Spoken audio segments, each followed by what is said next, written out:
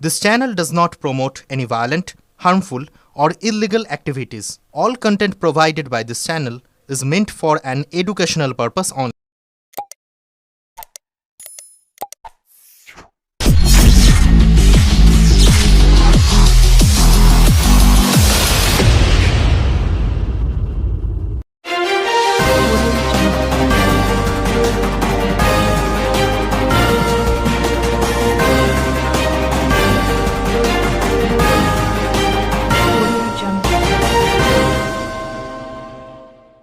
অকাল প্রয়াণে শোকস্তব্ধ চুঁচুড়ার বিজেপি নেতৃত্ব সহকর্মীরা।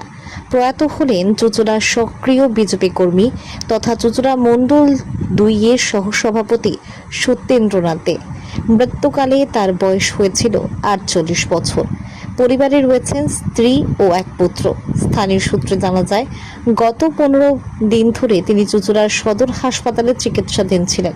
শারীরিক অবস্থার ক্রমশ অবনতি হতে থাকে এবং মাল্টি অর্গান ফেলিয়ারের কারণে আজ রাত প্রায় 8টা নাগাদ তার মৃত্যু হয়। দীর্ঘদিনের লড়াকু দলের নিবেদিত প্রাণ এক কর্মীর প্রাণে গভীর শোকের ছায়া নেমে এসেছে চুঁচুড়া শহর জুড়ে। আজ তার মৃত্যুর সংবাদ ছড়িয়ে পড়তেই খুশির আবহের মধ্যেও শোকাহত হয়ে পড়েন বিজেপির নেতাকর্মীরা।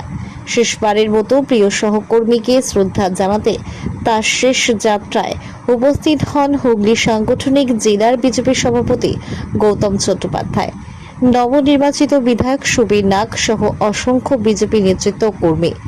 শেষ যাত্রায় বিজেপির পতাকায় মুড়ে এবং গেরুয়া আবিরে শ্রদ্ধা জানিয়ে তাকে নিয়ে যাওয়া হয়। দীর্ঘদিন ধরে সংগঠনের বিভিন্ন দায়িত্ব নিষ্ঠার সঙ্গে পালন করেছেন সত্যেন্দ্রনাথ দে। তার মৃত্যুতে শোকস্তব্ধ হয়ে পড়েছেন চুঁচুড়ার অসংখ্য বিজেপি কর্মী ও সমর্থকরা। শেষ শ্রদ্ধা জানানোর জন্য তার মরদেহ চুঁচুড়া মণ্ডল 2 এর কার্যালয়ে নিয়ে আসা হয়। সেখানে দলীয় কর্মীরা ফুল ও মাল্যদান করে তাদের প্রিয় সহকর্মীকে শেষ বিদায় জানান। আদির রিপোর্ট, আমার কলকাতা নিউজ। অত্যন্ত দুঃখজনক ঘটনা। ওর ভোটের চলাকালীনই জানতে পারি আমরা ওর কিডনির এরকম সমস্যা ধরা পড়েছে। যাই হোক, আগে বোঝা যায়নি। ও তো যথেষ্ট অ্যাক্টিভ ওয়ার্কার ছিল। প্রথম অবস্থায় আমরাও বুঝিনি যে এরকম একটা বড় রোগ ওর মধ্যে আছে। তার বেশি দিন সময়ও পায়নি বাড়ির লোক। যাই হোক, ওর আত্মার শান্তি কামনা করি। আমাদের আজকে আনন্দের দিনে এটা একটা সত্যি খুব দুঃখের খবর, খুব খারাপ লাগছে। আমিও বেরিয়েছিলাম এক জায়গায়, পরে জানতে পারি, তো শুনলাম এখানে আসছে, তো শেষ যাত্রায় সঙ্গে দেওয়ার জন্য এলাম।